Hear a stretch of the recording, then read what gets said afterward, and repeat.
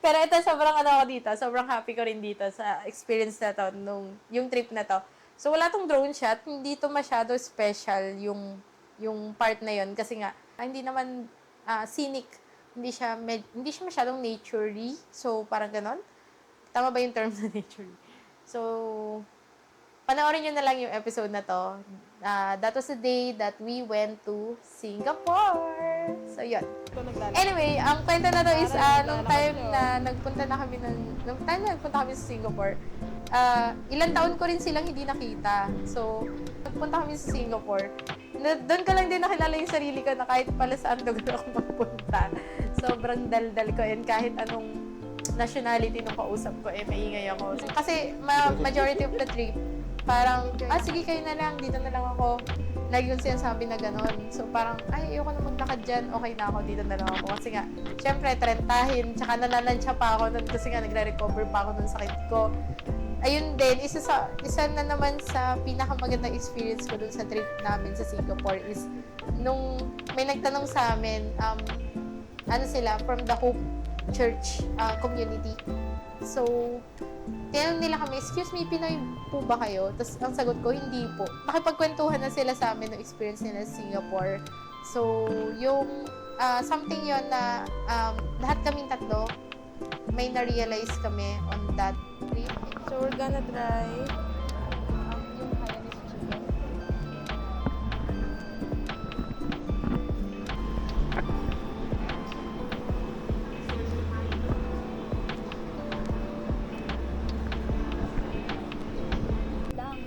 Okay lang, ito na lang.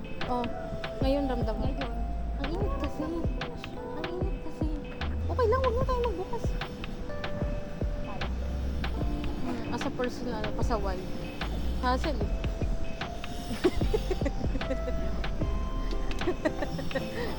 Nanenermo ng tatay. Okay na. Pumasok na tayo sa Eskinita. Para ano yung feeling pag Barcelona yung pupuntahan mo? No? Oo, tas ganito. Iniisip ko kung anong magandang anong magandang irregalo. Chocolate. Hindi. Regalo talaga. Regalo kasi sa Christmas. Yung kasi pasalubong ko sa kanya, kila Jace, regalo sa Christmas saka pasalubong na. So, 2-in-1 ko na. Christmas kasi. Kaya bumili ka ng nito. Yan o, mga silver. Oo, pwede. Or yung bag. Ay, no, $1. Tubig. Go. Bili ka. Uy, kaya ka muna sa nila. Ayun, $1.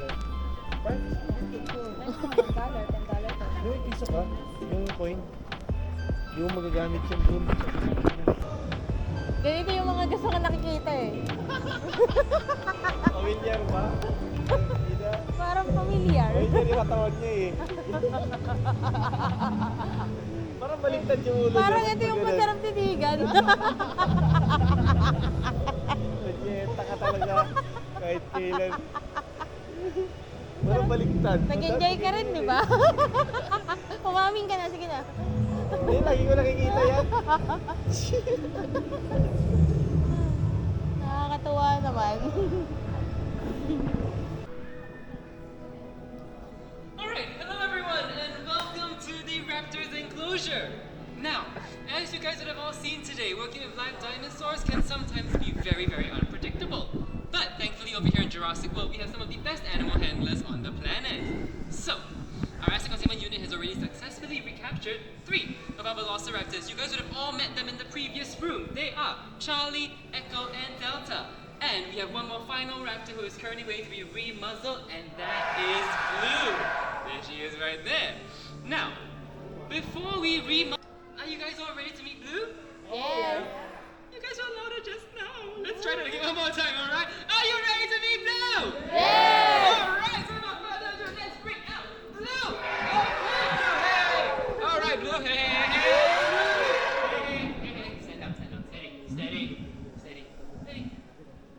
Alright. Okay. Now, ladies and gentlemen, please meet Blue. She is the oldest the smartest member of the pack. Eyes on me, Blue. Beautiful. So you have her attention. What we're gonna do right now is I want you to now say hey! Okay. You okay? Indigo, yeah? You okay? Alright, she's just being a little bit playful, I think. Alright.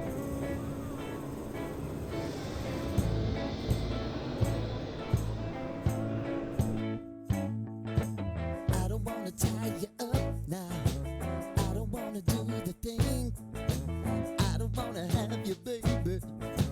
I just wanna have a fling. I wanna go down, stay, kissing your feet, and you make me crazy.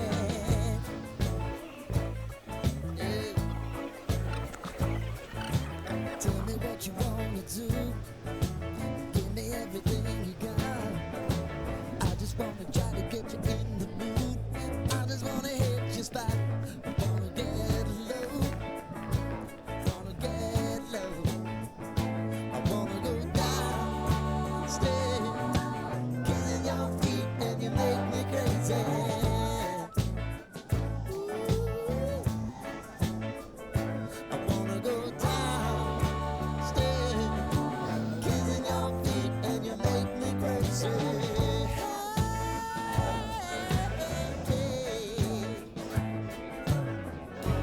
Right before I go, that's the time that I'm gonna show all the crazy things that I'm gonna do to you, baby.